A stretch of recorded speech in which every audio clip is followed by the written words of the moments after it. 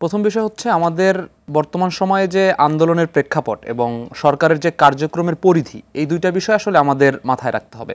একটা হচ্ছে এই দেশের মানুষ আন্দোলন করেছে বৈষম্যের বিরুদ্ধে এবং এক কথায় বলতে গেলে তার অধিকারের জন্য আন্দোলন করেছে।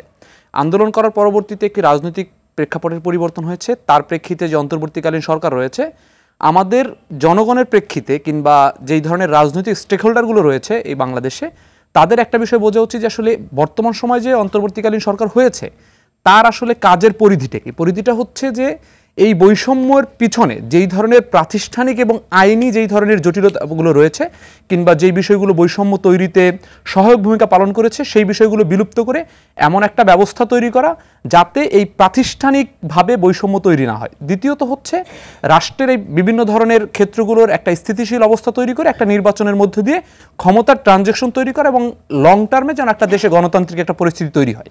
কিন্তু সমস্যা হয়ে গেছে, আবার গণমানুষ যখন আন্দোলন করেছে তার ক্ষেত্রে কিন্তু এই প্রাতিষ্ঠানিক যেই সংস্কার কিংবা হচ্ছে প্রাতিষ্ঠানিক যেই সিস্টেমেটিক বিষয়গুলো, সেগুলোর থেকেও আন্দোলন পরবর্তী সময়ে যখন খুনি কিংবা স্বৈরাচারী শেখ হাসিনা দেশ থেকে পালিয়েছে, তখন আমরা বিভিন্ন গ্রুপে গ্রুপে ভাগ হয়ে গিয়েছি। যেমন যারা রাজনৈতিক দলগুলো করতো তারা সবাই রাজনৈতিক ব্যানারে নিজেদের অধিকার নিজেদের স্বার্থগুলো আদায় করার চেষ্টা করছে।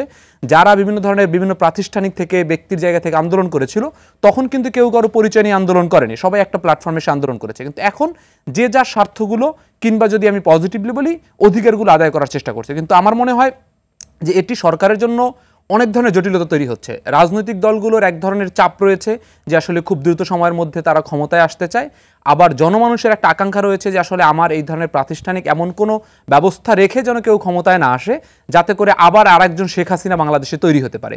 সেই জায়গা থেকে এই দুটি আকাঙ্ক্ষার মধ্যবর্তী জায়গায় যখন অন্তর্বর্তীকালীন সরকার থাকে এবং তাকে যখন অন্যান্য বিষয়গুলো একেবারেই ছোট থেকে বড় সমস্ত বিষয়গুলো দিয়ে যখন চাপ তৈরি করা হয়, তখন কিন্তু এই দুটি আকাঙ্ক্ষার মধ্যে একটা কনফ্লিক্ট তৈরি হয়, যেটি সলভ করার দায়িত্ব অন্তর্বর্তীকালীন সরকার, সেটি তিনি করতে পারে না। কীরকম?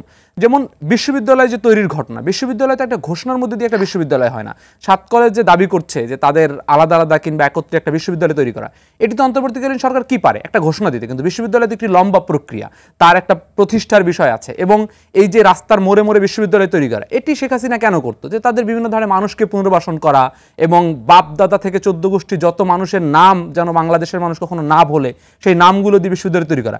এটি তো আসলে এই সরকারের লক্ষ্য না। এই সরকারের লক্ষ্য যে দুটি বললাম, সেই জায়গা থেকে এই বিশ্ববিদ্যালয় কেন্দ্রিক যদি এমন হয় যে 1 বছর পরে, 2 বছর পরে, 5 বছর পরে সরকারের পরিবর্তন হওয়ার প্রেক্ষিতে এই বিশ্ববিদ্যালয়গুলো একটি রাজনৈতিক সরকার এসে করবে, তাতে কিন্তু দেশের কোনো পরিস্থিতি খারাপ হচ্ছে না।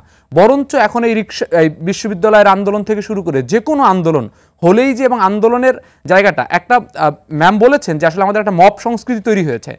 হয়তো ভিন্নভাবে কেউ বলতে পারে যে মব সংস্কৃতি আমাদের 5 আগস্টের আগেও তৈরি হয়েছিল, মানুষজন রাস্তায় নেমে এসেছিল। বুঝতে হবে যে দুইটা সরকারের ধরনের মধ্যে পার্থক্য রয়েছে।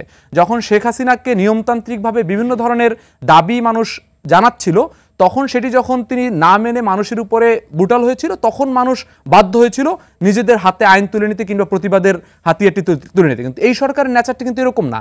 যতই আন্দোলন হচ্ছে, সরকার চেষ্টা করছে তাদের সাথে সমঝোতা করার, তাদেরকে কিভাবে ম্যানেজ করা যায়। কিন্তু মব কিন্তু আমাদের দেশের সামগ্রিক যে মানুষের পরিবর্তন, সেই জায়গা থেকে কিন্তু মানুষ কিন্তু সহযোগিতাটি করছে না। তো একটা কথা আমাদের মাথায় রাখতে হবে, মানুষ, দেশের জনগণ যেরকম, তারা কিন্তু সেই ধরনের শাসকই আসলে ভবিষ্যতে পাবে এবং সেই ধরনের শাসকই নির্ধারণ করে। আমরা যদি এই হাজার হাজার মানুষের রক্তের মধ্য দিয়ে যেই দেশটি পেয়েছি, সেটিকে যদি একটি সুন্দর গণতান্ত্রিক বৈষম্যহীন এবং অধিকার ভিত্তিক রাষ্ট্র করতে চাই, তাহলে কিন্তু সরকারের পাশাপাশি রাজনৈতিক দলগুলো এবং জনগণের পক্ষ থেকে ত্রিমুখী আমাদের একটা সাপোর্ট দরকার। যদি সেটি না হয়, তাহলে আসলে আমাদের এই শহীদদের এবং আহতদের যে ত্যাগ, সেই ত্যাগের সাথে আসলে নিঃসন্দেহে কোনো ধরনের জাস্টিস করা হবে না।